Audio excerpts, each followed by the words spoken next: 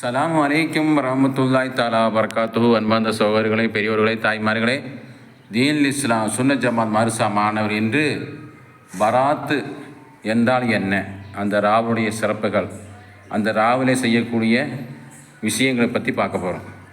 நல்ல கவனமாக கேளுங்க. வருஷம் பராத்து வரும் போகும். ஆனால் அடுத்த வருஷம் நமக்கு பராத்து கிடைக்குமான்னு நிச்சயம் சொல்ல முடியாது. இப்போ கிடைக்க தான் நெசம்.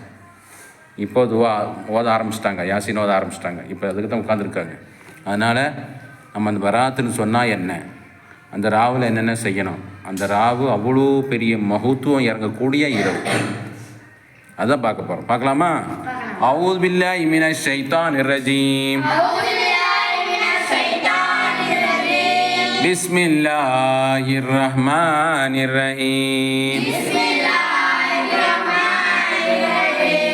பராஅத் இரவு என்று சொன்னால் நரக விடுதலை அளிக்கும் நாள், வறுமை விடுதலை அளிக்கும் நாள், பலா முசீபத்தை விட்டும் விடுதலை அளிக்கும் நாள்.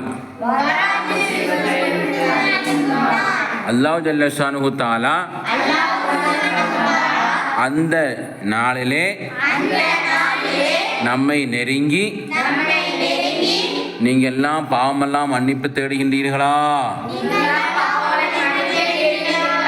அத்தனை பாவத்தை நான் மன்னிக்கிறேன், நான் ரெடியாக இருக்கேன், நீங்கள் ரெடியா? நான் அல்லாஹ் கேட்குறேன். என்ன செய்கிறேன்?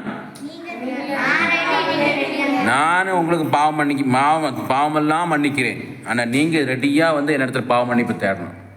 அதுக்கு நம்ம ரெடியாகக்கூடிய நாள் தான் இந்த பராத்துடைய ராவு.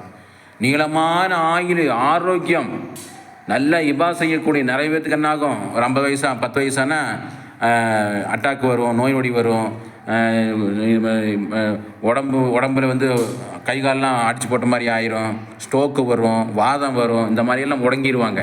அந்த மாதிரியெல்லாம் நம்முடைய வாழ்க்கை இல்லாமல் அல்லாஹ் துவா கேட்கக்கூடிய நாள் தான் இந்த நாள், பராத்துடைய நாள்.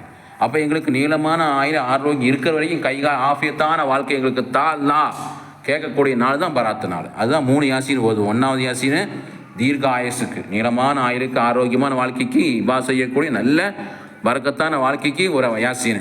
2வது யாசீன் ஓதும் போது அல்லாஹ்வே எங்களுக்கு ஹலாலான ரிசுக்கு, ஹராமும் தரக்கூடாது. ஹராமும் தான் எங்களுக்கு வந்து அல்லாஹ்வுடைய கோபப்பருவம் தான் கிடைக்கணும். ஹலாலான உணவு தரக்கூடிய ரிசுக்கு எங்களுக்கு அபிவிருத்தி ஆக்கித்தா.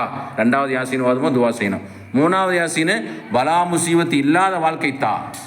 நம்ம போகிறோம், வண்டியில் ஆக்சிடென்ட் ஆகுது, நம்ம சும்மா நடந்து போகிற வண்டி பின்னாடி இடிக்கிறாங்க, காய்ச்சல் வருது, பூகம்பம் வருது, கொரோனா வியாதி வருது, நமக்கு வந்து மவுத்து வருது, நம்ம வந்து கவலை வருது, வியாபாரங்கள் நஷ்டம் வருது, வேலை வாய்ப்பு இல்லாமல் வருது. இந்த மாதிரி பலவிதமான பிரச்சனைகள், சண்டை சச்சரவுகள் நம்முடைய வாழ்க்கைக்கே ஒரு கேள்விக்குறியாக இருக்குது. அதனால் வந்து அல்லாஹ் நம்முடைய வாழ்க்கை என்ன செய்யணும், பலா முசீபத் இல்லாத வாழ்க்கை தரக்கணி 3வது யாசீன் ஓதுமா. அல்லாஹ் தஆலா நம்முடைய வரக்கூடிய இந்த பராத்தை சிறப்பான முறையில் தந்து அருள் புரிவானாக. ஆமீன் யா ரப்பல் ஆலமீன். அஸ்ஸலாமு அலைக்கும்.